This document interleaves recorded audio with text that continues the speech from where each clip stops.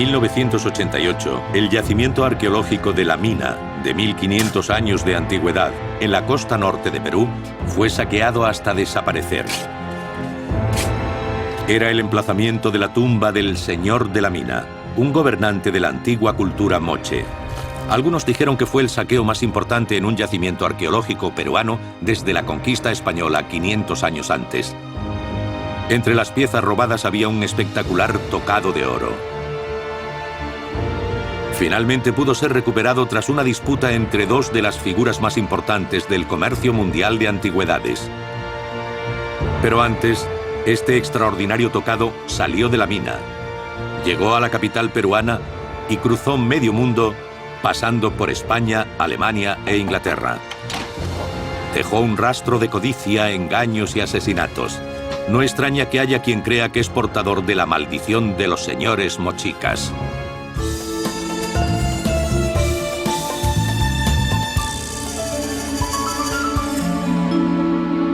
Grandes robos de arte.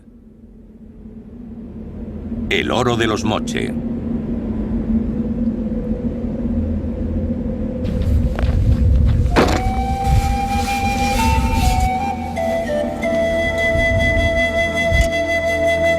Los desiertos del norte de Perú. Hace 1500 años, la moche, una de las civilizaciones más avanzadas de Sudamérica, pisaba esta tierra. Hace 20 años, unos saqueadores descubrieron la tumba de uno de los señores mochicas, desconocida para los arqueólogos. Cuentan que un pastor de ovejas se topó con ella antes de que los ladrones llegaran al lugar. Y la vaciaron completamente. El valor de lo que se llevaron es inestimable. Había figuras de cerámica y vasijas, pero lo más valioso era un espectacular tocado de oro.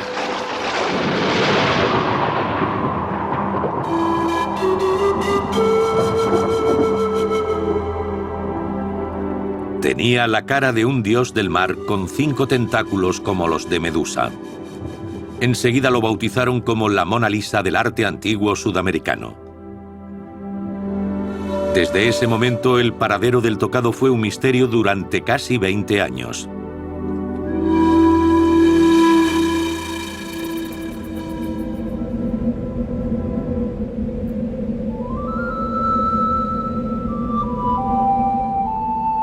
Perú es bien conocido por la cultura inca que dominó la civilización de los Andes durante más de 3 siglos, desde el 1200 después de Cristo.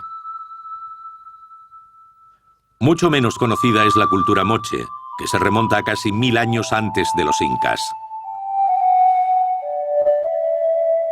Los moche vivían en los desiertos y la costa del norte de Perú.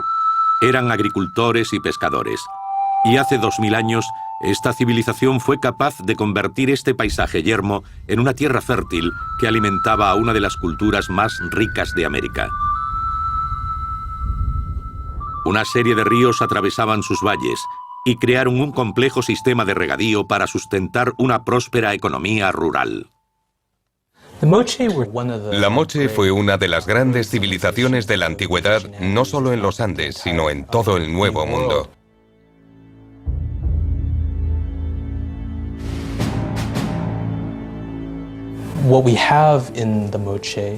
En el caso de los moche, había una serie de reinos o señoríos asentados en los grandes valles.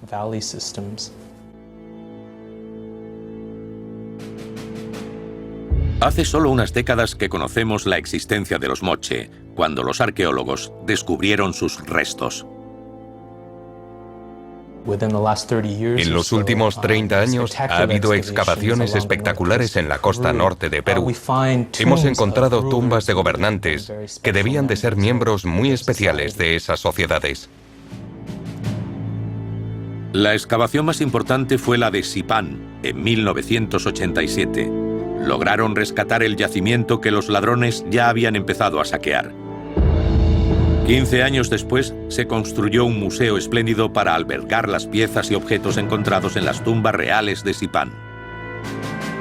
A través de la cerámica mochica hemos aprendido que es por un pueblo con una calidad estética extraordinaria.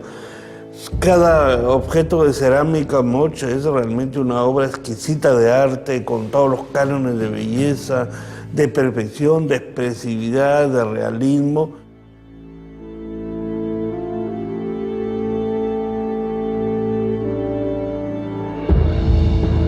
Sin lenguaje escrito, todo lo que sabemos de los moche proviene de su arte.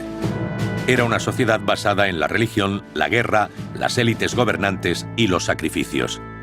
Los moche fueron grandes artesanos, produciendo impresionantes obras de arte, cerámica pintada y espectaculares trabajos en metal, como el tocado de oro desaparecido. Este es el aspecto que debía tener la tumba de un rey moche: el cuerpo momificado rodeado de fabulosas obras de arte. Y en el centro, un tocado de oro.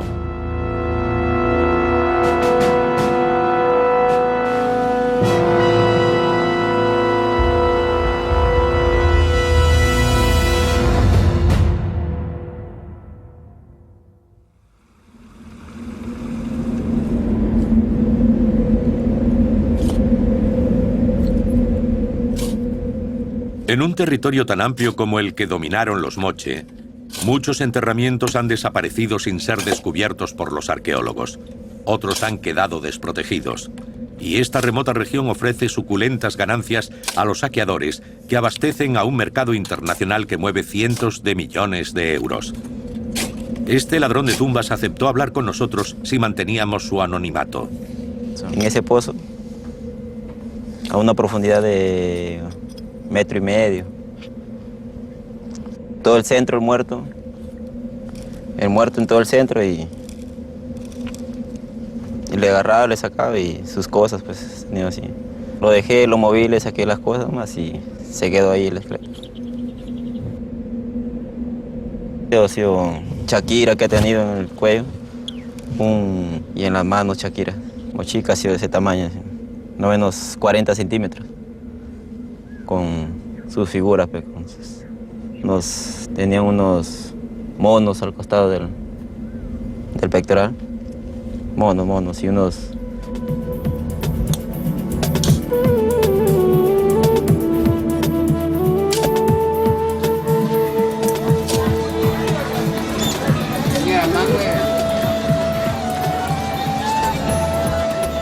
Uno de los lugares donde los ladrones de tumbas pueden vender el material saqueado y los turistas pueden comprarlo es en el mercado de hechicería. Aquí nadie parece estar interesado por el origen de las piezas. Este es un huaco mochica que representa la cultura mochica de acá de Lambayeque. Esto tiene como por lo menos 1500 años de antigüedad. Acá los chamanes lo utilizan para hacer limpias, curaciones, para limpiar a la persona. Esto representa a una mujer. También hay en forma de hombre. Esto para limpiar a la mujer cuando está decaída, mal. Esto es una cultura mochica, este es original. ¿Entiendes? Esto tiene 1500 años de antigüedad.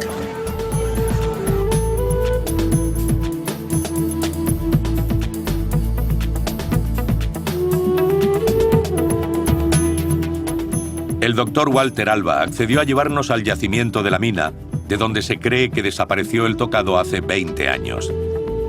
Está a 650 kilómetros al norte de Lima, la capital de Perú, y a 1 hora del pueblo más cercano.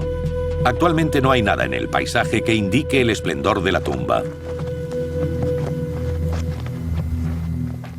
Estamos subiendo hacia la zona donde estuvo localizada la tumba. Como se ve, es la colina más alta de toda el área frente al valle. Vemos en la parte superior un grupo de piedras y, como mencioné, el lugar no da ningún indicio de tener construcciones en la superficie ni restos de arquitectura monumental. Es siempre la idea que la tumba trataron de mimetizarla, esconderla dentro del conjunto de colinas, ¿no? Como mencioné, nos da la impresión un poco del Valle de los Reyes en Egipto, ¿no? Cuando empezaron a circular rumores de saqueo en la mina, el doctor Alba salió a investigar con su mujer y un policía local. Y lo que encontraron fue sorprendente y peligroso.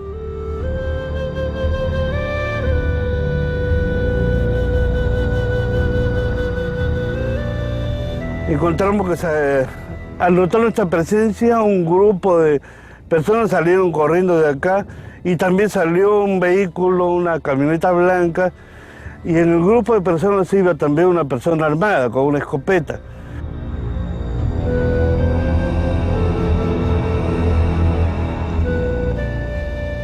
La idea de que haya ladrones armados hace que el doctor Alba siga preocupado en la actualidad. Aunque parezca increíble, la mayoría de los yacimientos arqueológicos no tienen protección.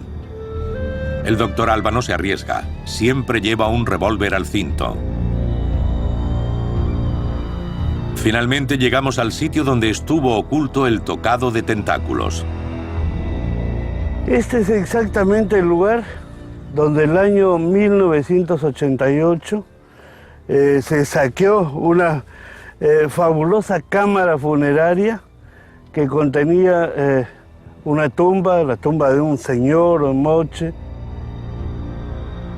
Pero el doctor Alba no estaba preparado para la devastación que vio. Lógicamente ellos huyeron cuando sintieron nuestra presencia. Pudimos inspeccionar el lugar y darnos cuenta que estábamos frente a una tumba. Trozo impresionante, es como si una bomba hubiera estallado.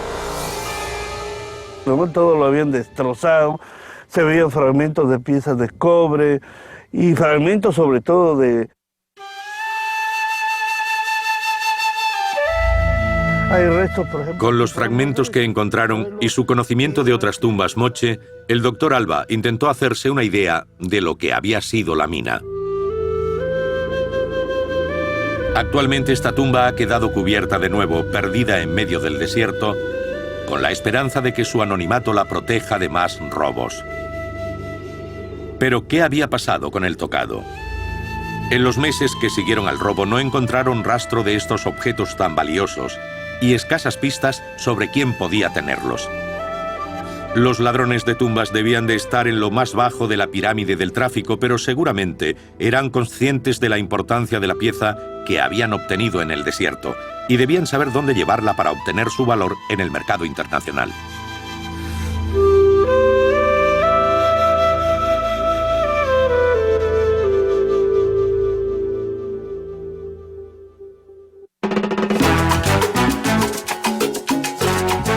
Seguramente este fue el primer destino del tocado después de salir de la tumba. Lima, la capital de Perú, es una metrópolis de unos 9 millones de habitantes. Como en otras grandes ciudades de Sudamérica, hay mucha pobreza, pero también hay grandes riquezas. Entre los más ricos encontramos a los coleccionistas de arte antiguo peruano. Algunos pagarían pequeñas fortunas para hacerse con objetos tan raros y hermosos como el tocado con tentáculos de la mina. Uno de los compradores más importantes de arte precolombino en Lima era Raúl Apesteguía. Su colección privada era colosal. En Lima todos sabían que Raúl Apesteguía era una persona, un consultor permanente de coleccionistas, de personas vinculadas a los estudios de arte. Actuaba también en un círculo de... Aunque Raúl Apesteguía era muy respetado en el mundo artístico y académico, había ciertas sospechas de que tuviera alguna pieza del saqueo de 1988 en la mina, aunque nunca fue interrogado por la policía.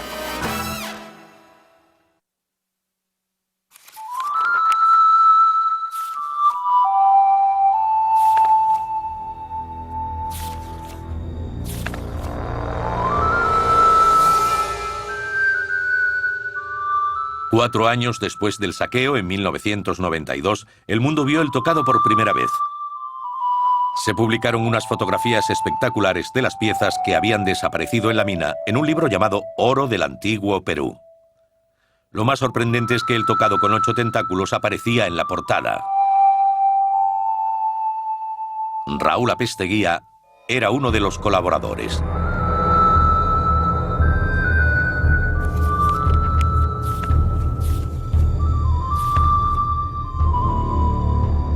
Tres años más tarde, en 1995, se publicó un segundo libro que contenía más fotografías del tocado.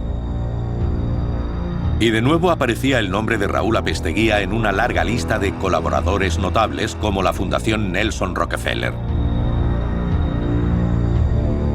En la lista también aparecía un industrial y coleccionista alemán llamado Anton Rockel. Conocía a Pesteguía y más adelante tendría un papel clave en la búsqueda del oro de la mina.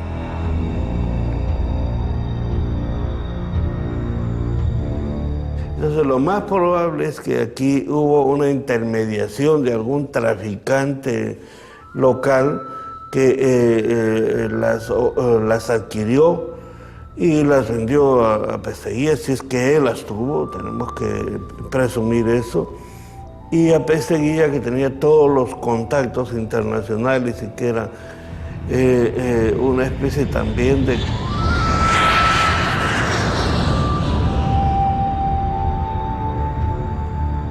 Pero ¿en qué medida estaba implicado Raúl Apesteguía en el saqueo del Tocado? Seguramente nunca lo sabremos, y él no lo dijo.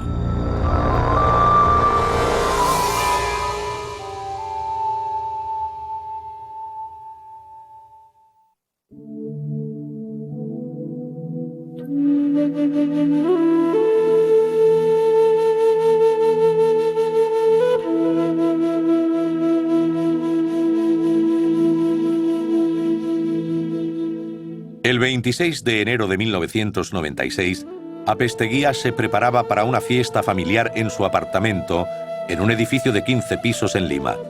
A las 8 de la tarde, dos hombres entraron por la puerta principal y subieron en ascensor hasta la planta 15.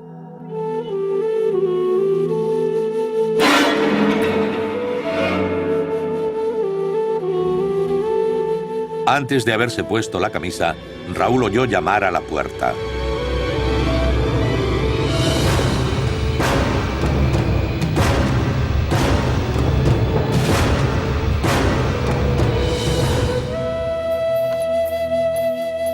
Los dos hombres le atacaron y lo registraron todo, dejándolo allí muerto. Los asesinos se marcharon tranquilamente.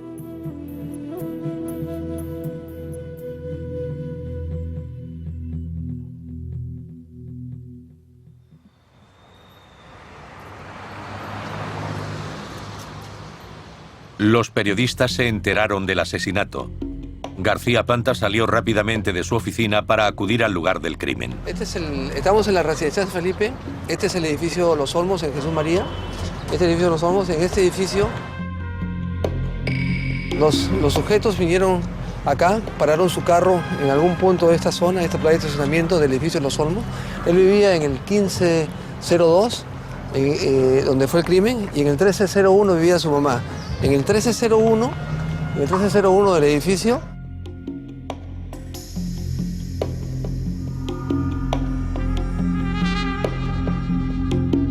y por acá regresaron también, hasta el piso cuarto. En el piso cuarto ellos se bajan pensando que era...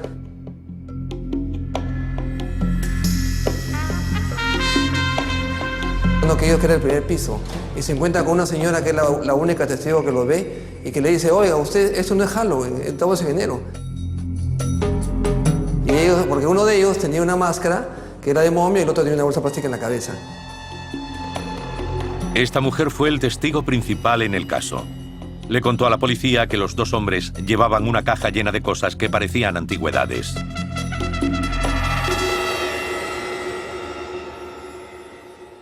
A 40 minutos y como no bajaba, entonces su hijo Gabriel subió a verlo y bueno, y lo encuentra ahí pues, en medio de un charco de sangre. El hombre estaba muerto.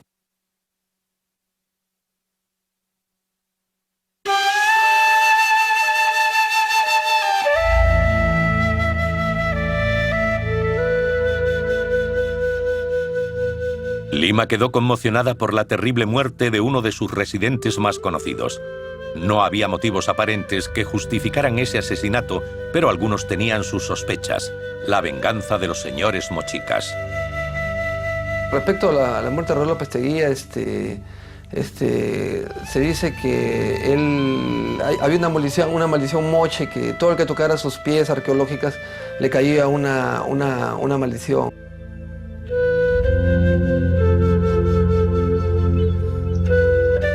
Pero a medida que avanzaba en las investigaciones, la policía fue recibiendo información que apuntaba a que el asesinato era producto de otro tipo de venganza, de los traficantes de tesoros arqueológicos.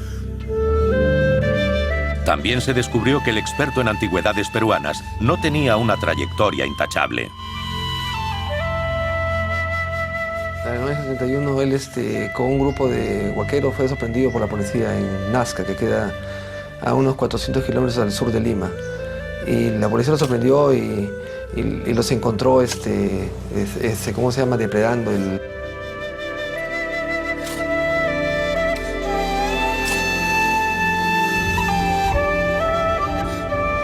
En el momento del asesinato no estaba claro si el tocado de oro de la mina era parte de la colección de Raúl Apesteguía o no. Pero 10 meses después del crimen y 9 años después de que se llevaran el tocado de la tumba, hubo un gran avance en la investigación con una información que provenía de otro continente, a 10.000 kilómetros de distancia.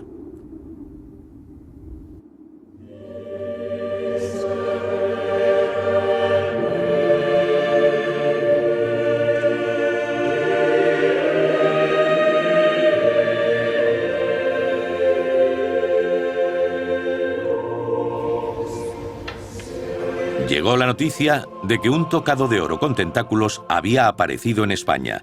Estaba en la contraportada del catálogo de una nueva exposición. Para los comisarios, el tocado de oro era la pieza central de la muestra. Y es lo único que le puedo decir. O sea que esta pieza, yo estaba encantado de que estuviera expuesto. Con mucho gusto lo volvería a exponer si tú...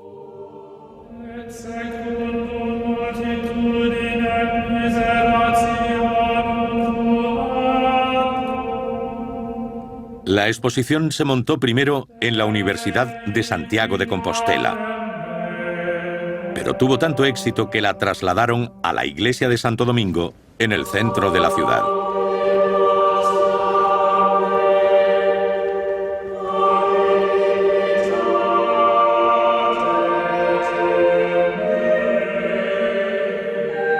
No solamente fue un éxito, sino que probablemente, por los datos que yo recuerdo, fue en aquel momento la exposición más visitada de España después del Museo del Prado.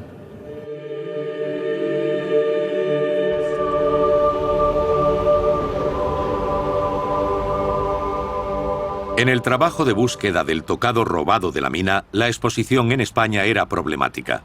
Aunque el tocado del catálogo era parecido al de la mina, no era igual. Este tenía 12 tentáculos. El de la mina tenía 8. De todos modos, la exposición española no era un callejón sin salida.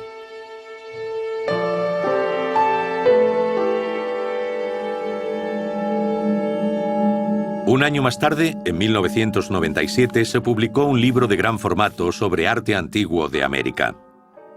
Y al lado del tocado de 12 tentáculos del catálogo español, estaba la versión de 8 de la mina.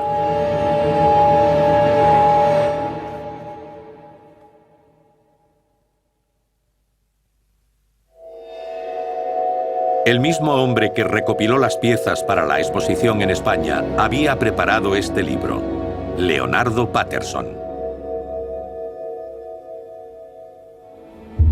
Leonardo Patterson es un conocido coleccionista de arte antiguo. Es un gran deportista que juega al polo con los ricos y famosos. Nació en Costa Rica y vivió en Estados Unidos durante los 70 y los 80, antes de trasladarse a Alemania. Es un hombre muy espontáneo, pero naturalmente la imagen que da es de un hombre espontáneo que juega. ¿Conocería Leonardo Patterson el paradero del tocado? En Londres había un coleccionista de arte que estaba convencido de que Patterson sabía exactamente dónde estaba. Pero él tampoco era un coleccionista ordinario. Se llama Michel Van Rijn y admite que traficó con antigüedades robadas. Dice que dejó de hacerlo hace 15 años para trabajar en el otro bando. Ahora asegura que usa sus conocimientos y sus contactos para recuperar las obras históricas y devolverlas a sus países de origen. Entre las piezas que ha recuperado están estos maravillosos mosaicos saqueados de una iglesia ortodoxa en el norte de Chipre.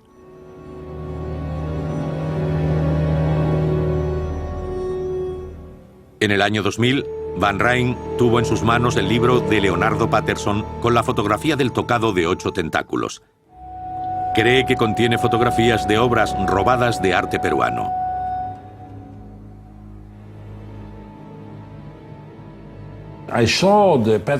Vi el libro de Patterson. No es un catálogo, es un libro de gran formato lleno de obras de arte robadas, sobre todo de Perú, de donde son todas esas piezas de oro.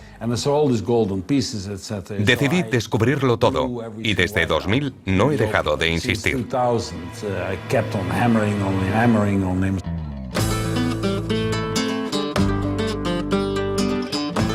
Van Rijn inició una campaña personal contra Patterson en Internet.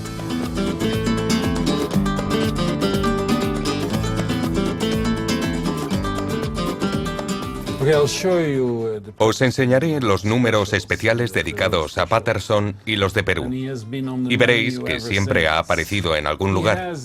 Además, tiene un icono propio en mi página web, donde todo está traducido al español. Tiene el dudoso honor de figurar en muchas de mis entradas. El icono de Patterson en la página web es el tocado de oro de la mina. Van Rijn hace una serie de acusaciones contra Patterson y sobre su conexión con los saqueos de antigüedades. Le pedimos una entrevista a Leonardo Patterson para comentar la información que él tuviera sobre el tocado. Se negó a hablar directamente, pero pidió a su abogado que hablara por él.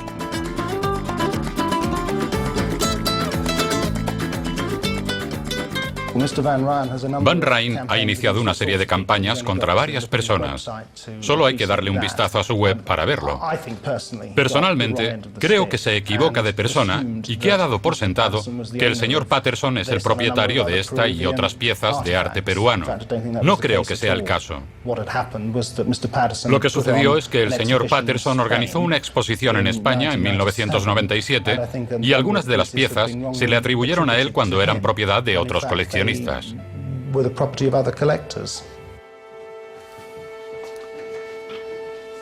Así que Patterson negó los hechos, pero eso no detuvo a Van Rijn en sus acusaciones contra él.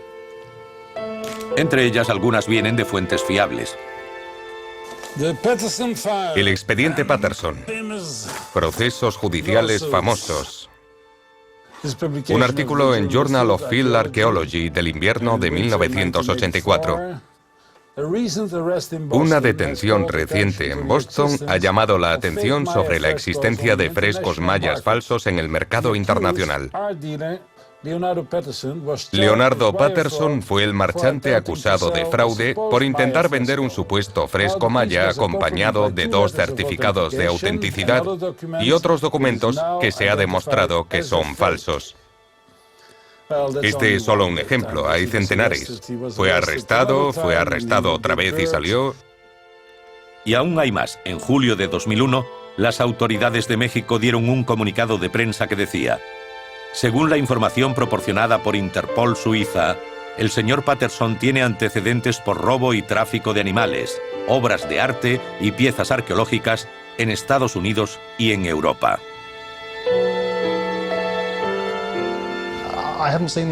Yo no he visto esas pruebas. Si la Interpol le persigue, ¿por qué sigue en libertad? Si ha cometido tantos delitos, ¿por qué no está en la cárcel? Es muy fácil manchar el honor de una persona y atribuirle una serie de delitos, pero al final lo que cuenta son las pruebas. Y en el caso del señor Patterson hay muchas acusaciones, pero no he visto pruebas irrefutables.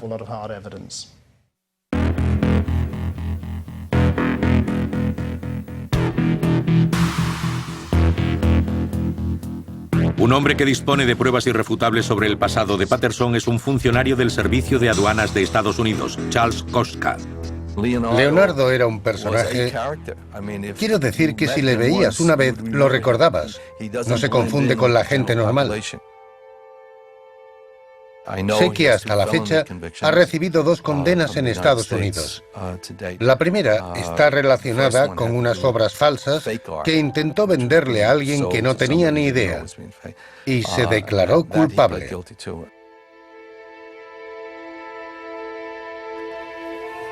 La segunda fue por introducir unos huevos de tortuga en Estados Unidos. Patterson no fue a la cárcel por la primera condena, pero con la de contrabando de especies protegidas perdió la condicional y el agente Koska fue a detenerlo. Quería arrestarle y hablé con su agente de la condicional. Le pregunté, ¿cuándo tiene que volver a presentarse? Era una semana más tarde. Le esperé y en cuanto llegó le detuve. Estaba avergonzado por llevar esposas y dejé que las cubriera con un sombrero o algo así. No me sentí amenazado físicamente, ya que llevaba una Magnum 357. Lo acompañé hasta el coche y caminé con él por 2 calles de Nueva York. Patterson cumplió una condena corta a mediados de los 80 en Texas por haber violado la condicional.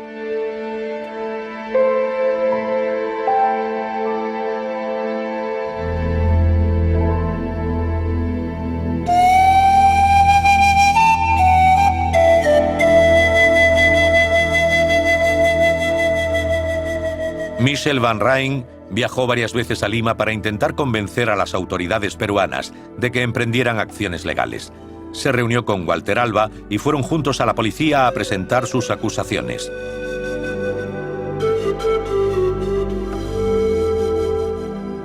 Entonces Alba, Van Rijn y el jefe de Interpol en la capital peruana posaron para una foto que publicaron los periódicos al día siguiente. Para sorpresa de Van Rijn, fue pasando el tiempo y no sucedió nada. Como las autoridades peruanas le daban largas, decidió actuar él mismo contra Patterson. La publicación del pasado de Leonardo Patterson por Michel Van Rijn intensificó la contienda entre los dos.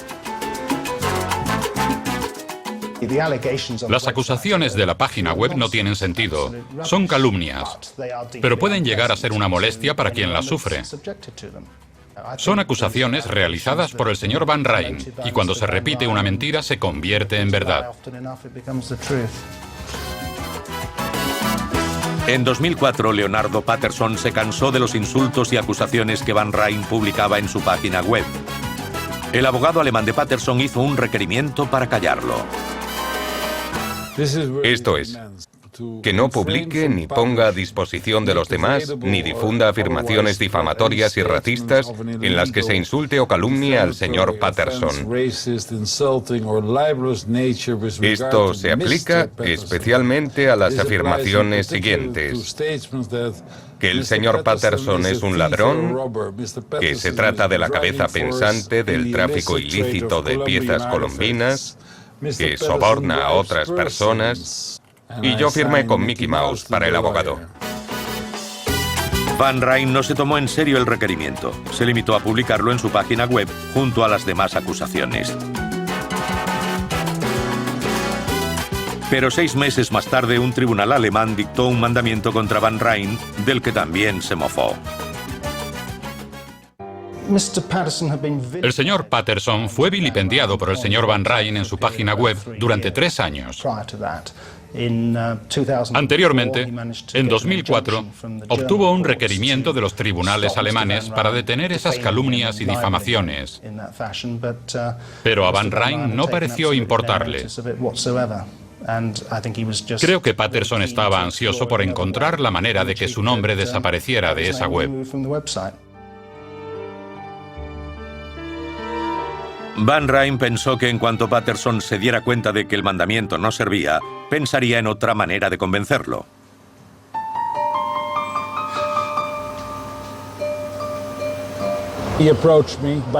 Me llamó por teléfono e intentó convencerme de distintas maneras.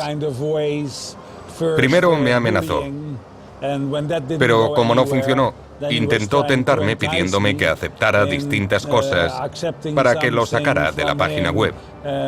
Me ofrecía todo tipo de cosas. ¿Cómo podía quitarse de encima a Van Rijn y eliminar las supuestas falsas acusaciones de la web?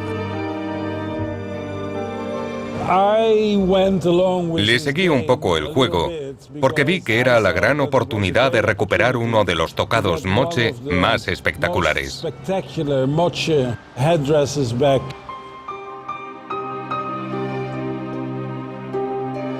Van Ryn pensó que podía llegar a un acuerdo con su adversario, Leonardo Patterson, quien le ayudaría a recuperar el tesoro para devolvérselo a las autoridades peruanas. Me dejé tentar y le dije: si me traes uno de los tocados con tentáculos que aparecen en tu libro, me sentaré contigo a discutir este tema. Llevó bastante tiempo, pero acabó cediendo. Este fue el trato. Van Ryn retiraría de su web todas las acusaciones contra Patterson si éste le entregaba el tocado de oro para devolverlo a su lugar, un museo en Perú. El señor Van Ryn quería esa pieza y el señor Patterson empezó a moverse para obtenerla.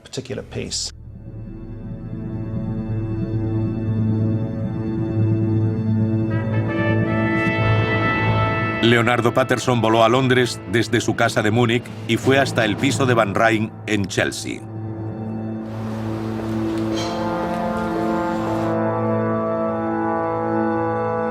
Van Ryn quería pruebas que demostraran que tenía el tocado. Pensó que le estaba tendiendo una trampa, pero ¿caería en ella?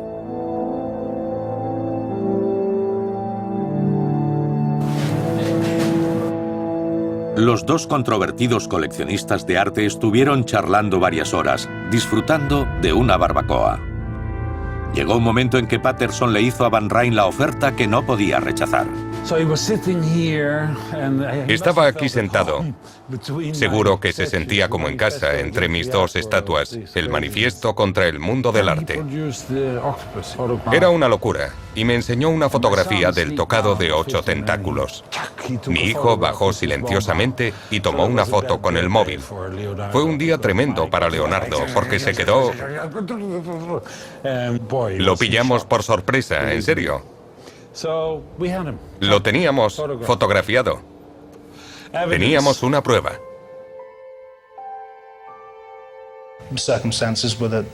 Compartían una barbacoa. Era verano, un día agradable, y llegaron a un acuerdo en la reunión. Se dieron la mano delante de los hijos del señor Van Ryn y en ese momento quedó sellado el pacto. Creo que pensó: cueste lo que cueste, quiero solucionar este tema y desaparecer de la página web.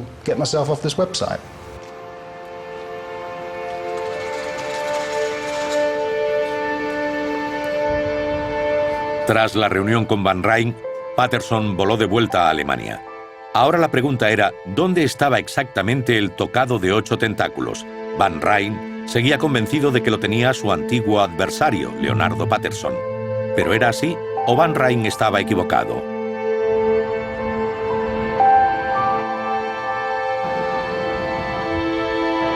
En la última semana de julio de 2006, Patterson volvió a Londres. En su equipaje iba el tocado de oro. Patterson se reunió con Van Ryn en las oficinas de su abogado, Martin Bale. Llegó junto a su abogado alemán y decidimos organizar una reunión con Van Ryn y su abogado en esta misma oficina el día 28 de julio. Trajo la pieza al despacho de su abogado y tuve una discusión privada con él en la planta baja. Los abogados están arriba, esto queda entre nosotros. Si te llevas la máscara tendrás algo muy valioso para tus hijos, para ti. Haz lo que quieras, pero sácame de esa página web. Sabes que me está haciendo mucho daño. El señor Van Ryn le preguntó si podía ver la pieza. Venía en una bolsa de plástico, envuelta para protegerla. La sacamos y le quitamos el envoltorio. Ahí estaba.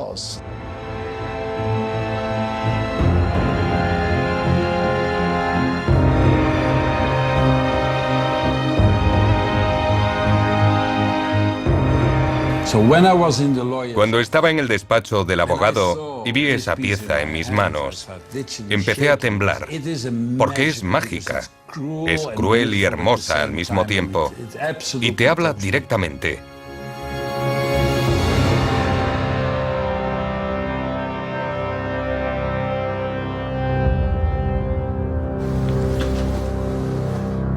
Pero antes de terminar la reunión, Patterson sacó un documento que pretendía justificar el origen del tocado de oro. El contenido era sorprendente. Sí, creo que es este. El documento intentaba justificar la importación legal del tocado a Alemania, pero tanto el importador como el coleccionista estaban muertos. También decía que el tocado había sido adquirido por otro hombre en 1987, que también estaba muerto. Raúl Apesteguía, el coleccionista peruano asesinado en un edificio de apartamentos de Lima en 1996.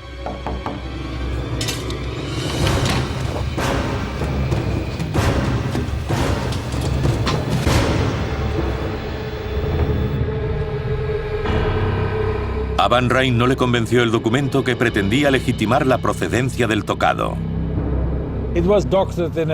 Fue elaborado en secreto y con prisas.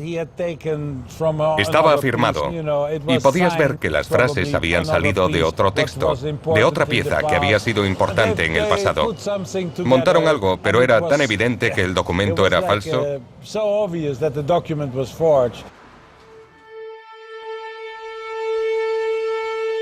Acordaron que Van Rijn volvería a ponerse en contacto con el abogado de Patterson en los próximos días, mientras el tocado permanecería en manos de Martin Bale.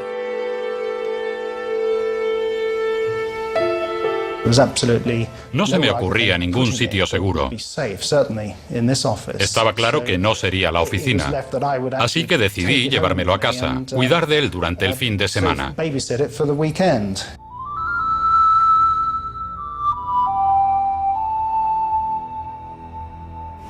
Fue una sorpresa para mi esposa y mi familia, y le quité el envoltorio en la mesa de la cocina para enseñárselo. A mis dos hijas les dio muchísimo miedo.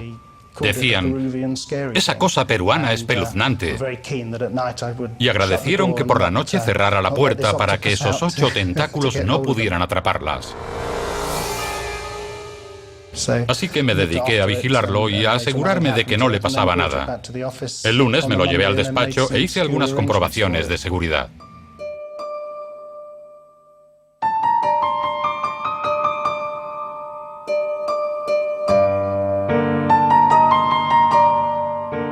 Pero Van Rijn no quería arriesgarse. Ahora que tenía claro que tanto Patterson como el tocado estaban en Inglaterra, llamó a sus contactos de Scotland Yard. Recibimos una información que sugería que un objeto robado en otro país estaba aquí. Pero ni Scotland Yard ni la Interpol podían actuar hasta que tuvieran la confirmación de que el tocado había sido robado en la tumba de la mina. Solo un hombre podía hacerlo, el doctor Walter Alva. Van Rijn le envió una fotografía. A ver si estábamos detrás de una buena pista y si el objeto era realmente arqueológico, si era original. Con la fotografía que me envió por correo electrónico, yo pude inmediatamente percatarme que estábamos frente a un ornamento que...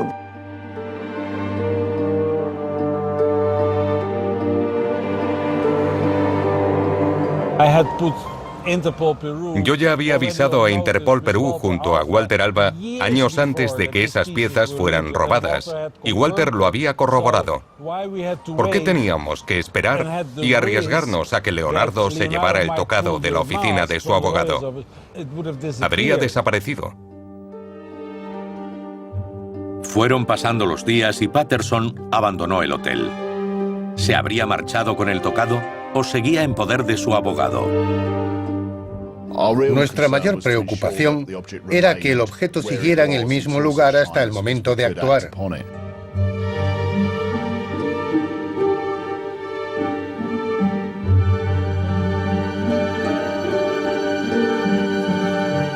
Era un juego muy tenso en el que había que esperar. El sargento detective Rapley revisaba su correo electrónico cada pocas horas, pero no llegaban instrucciones desde Perú. ¿Era demasiado tarde para recuperar ese tesoro de la antigüedad? ¿Había perdido la oportunidad?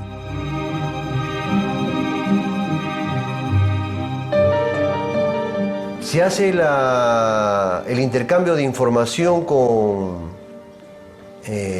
Interpol Londres. Y después de ciertas indagaciones que ellos realizan dentro de...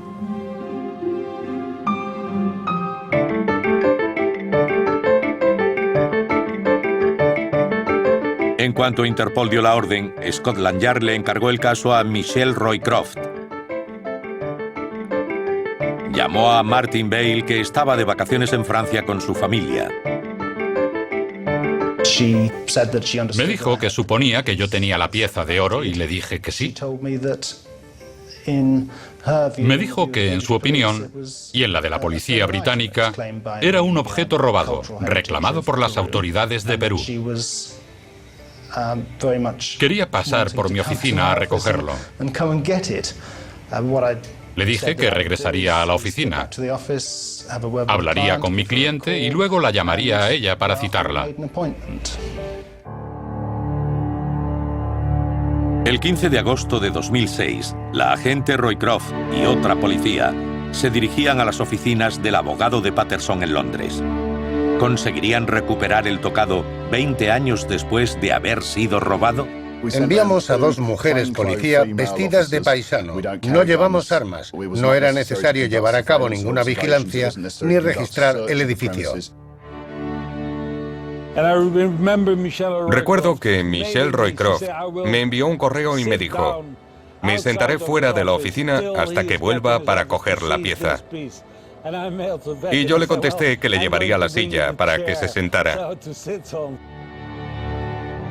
Finalmente, la agente Roycroft y el abogado Martin Bale se encontraron cara a cara.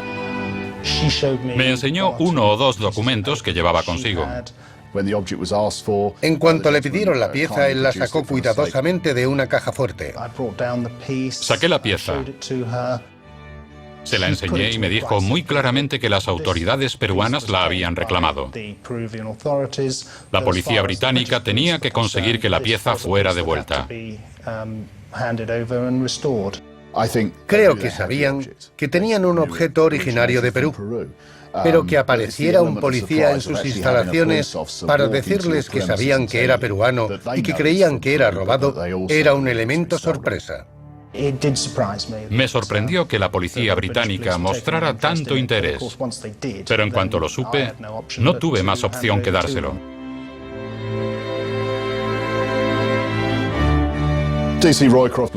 La agente Roycroft quedó totalmente sorprendida de la belleza del objeto. Cuando quedó a la vista en la oficina, es un objeto espectacular y quedó muy impresionada por la delicadeza del trabajo del oro y que pudieran haber labrado una obra tan hermosa hacía tantos años.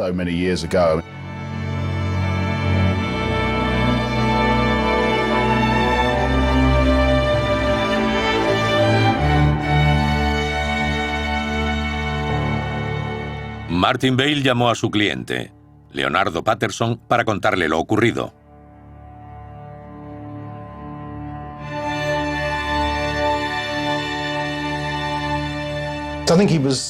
Creo que le sorprendió. Pero está claro que le dije que era robado. Teníamos que entregarlo de todos modos. No podíamos hacer nada al respecto.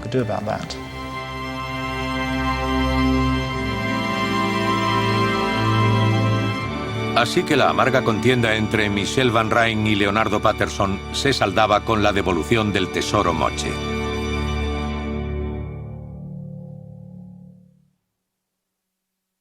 Pero aún había algunas cuestiones sobre el tocado que no quedaban claras en el supuesto falso documento que Patterson le enseñó a Van Ryn en la reunión del mes de julio. ¿Quién había sido propietario de la pieza y dónde había estado? Todo quedó más claro cuando entrevistamos al abogado Martin Bale, que hablaba en nombre de Leonardo Patterson. Martin Bale nos enseñó un segundo documento que le había facilitado el señor Patterson, en el que se explicaba la procedencia del tocado. El señor Patterson se lo compró a una persona, un coleccionista de Múnich llamado Rockall. Y lo compró con el único objetivo de traerlo hasta Londres y dárselo al señor Van Ryn para que cumpliera con el trato al que habían llegado. En cuanto al señor Rockall, me dio una declaración en la que confirma que ha estado comprando muchos objetos peruanos desde mediados de los años 70. Habla de la adquisición del tocado Moche. Se lo compró al señor Raúl Apesteguía y desde entonces la máscara de oro estuvo en su poder, hasta que llegaron a un acuerdo con el señor Patterson para dárselo a Van Rijn.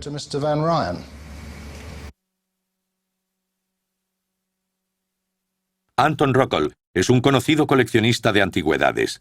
Vive en Alemania y su nombre aparece en los agradecimientos de varios libros sobre antigüedades peruanas, entre ellas la lujosa publicación de Leonardo Patterson para la Exposición Española.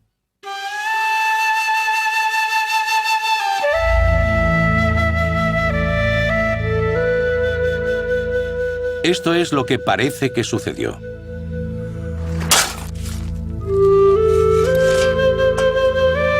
Poco después del saqueo de la tumba Moche, Raúl Apesteguía compró el tocado.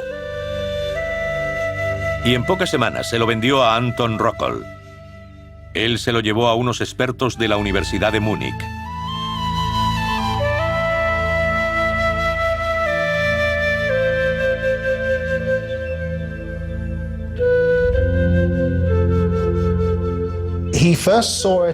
Lo vio por primera vez en diciembre de 1987, en el apartamento del señor Apesteguía en Lima. Hizo los preparativos para enviarlo a Alemania, donde fue autenticado por la Universidad de Múnich, ya que hay muchas falsificaciones de antigüedades, como pueden suponer. La pregunta era, ¿es la pieza original? Y la respuesta de la universidad fue rotunda. Sí, es original. En cuanto estuvo convencido del origen y la autenticidad, la compró. Fue en enero de 1998. El señor Rockall no estaba disponible para ser entrevistado, pero nos dijo que él le había prestado varias piezas peruanas a Patterson para la exposición en España.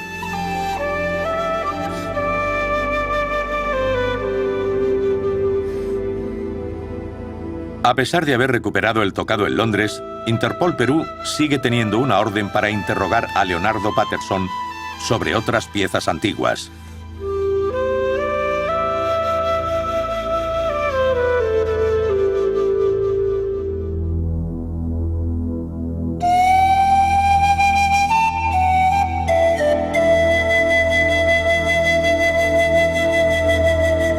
En septiembre de 2006, el tocado de oro Moche hizo un largo viaje desde Londres hasta Lima. El Museo Nacional es el más antiguo de Perú.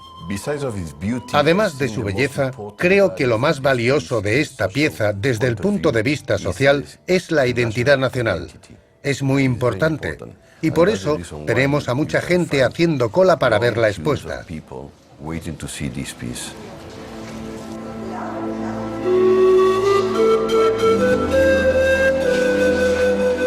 El museo ha tomado precauciones extraordinarias para asegurarse de que el tocado está fuera del alcance de los ladrones. Hemos hecho una cámara especial, una sala de hormigón con refuerzos y una puerta de acero. Guardia de seguridad las 24 horas. Cámaras de visión nocturna y sensores de movimiento. No es que creamos que pueden volver a robar esta joya, pero queremos evitar que el ladrón se plantee la posibilidad, que sea un ejemplo de cómo hay que cuidar un tesoro como este.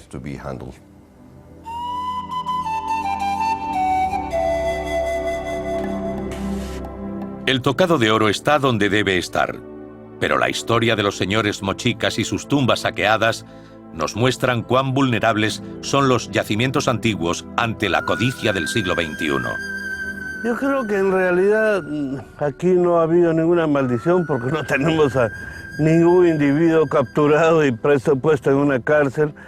Lo que tenemos en realidad en el camino de todo este saqueo es mucha gente que probablemente tiene los objetos de la tumba saqueada, de traficantes que seguramente han ganado mucho dinero pasando los objetos de los saqueadores a los coleccionistas.